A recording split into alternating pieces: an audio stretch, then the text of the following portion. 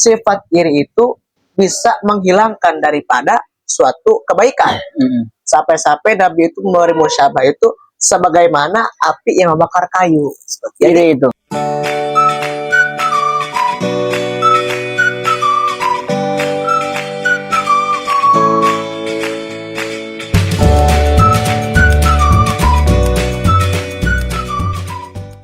Kebahagiaan orang lain itu bisa mempengaruhi kebahagiaan kita nggak sih?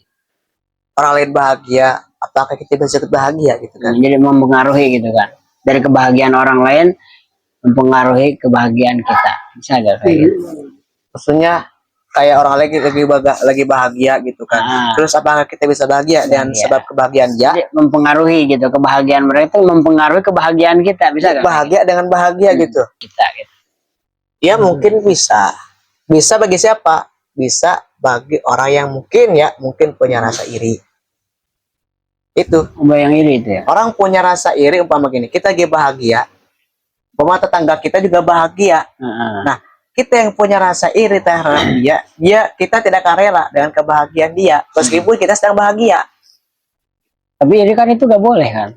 Iya, makanya kalau bicara masalah iri penyakit hati ya jelas tidak boleh. Ya? Gak boleh. Hasud, bahkan sampai Nabi mengatakan itu, belum mengatakan innal hasada ya qulu hasanat kama taquluna al khotob atau kama qala.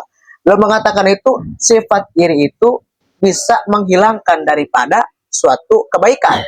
Sampai-sampai Nabi itu memberi musyabah itu sebagaimana api yang membakar kayu. Iri itu. Bisa hilang itu. Semua amaliah kita hilang semua gara-gara satu sifat, iri. Iri ya.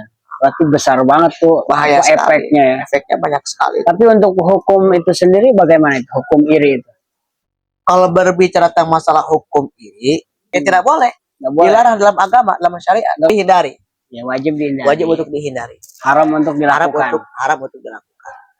Karena itu suatu penyakit yang sangat merugikan. Bahkan itu penyakit hati itu lebih besar bahaya daripada penyakit yang nampak. Gitu ya. Lebih besar bahaya dia. Iya, karena ada sebagian orang tuh yang iri itu pasti ada gitu. Ada. Gini sebenarnya itu. Seorang itu bisa iri itu karena kita punya suatu kelebihan. Iya, sampai dikatakan dalam salah satu syair itu seorang ulama mengatakan itu perkataan ulama itu dalam salah satu syairnya mereka itu mengatakan kullu dzin ni'matin hasud.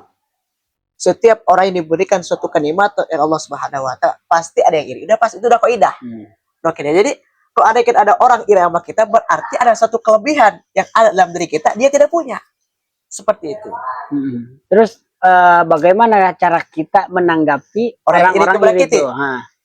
Apakah kita lawan balik gitu kan? Ataukah kita sabar aja gitu? Bagaimana? Ya lebih asan bagi orang yang beriman ya kita no problem, is okay gitu kan. Gitu ya. Ya bisa kenapa orang iri sama kita gak capek. Artinya sabarin aja. Ya sabar aja. Orang iri sama kita gak rugi. Jadi kayak gak usah dipikirin lah aja. Iya gak usah dipikirin. Pikirin aja diri kita sendiri. Iya gitu kan. Jadi buat apa kita terlalu mengomentari sikap orang terhadap kita gitu kan.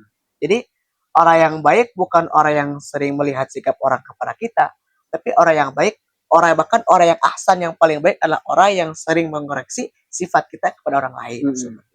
Dan itu jatuhnya nanti akan timbul apa tuh?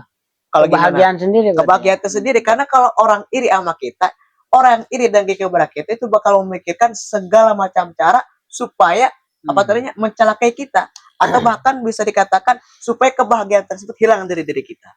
Jadi yang capek dia sebelum tidur mikirin kita bagaimana caranya menjatuhkan kita, tapi kita yang diiri kan biasa aja, no problem, is okay aja gitu kita begitu kan, biasa aja. Jadi kita yang bahagia, dia yang pusing sendiri. Iya gitu sebenarnya kayak gitu. Kalau diirikan oleh orang, yang penting jangan sampai kita iri aja kita sama orang gitu kan. Kalau orang iri sama kita ya gak apa-apa.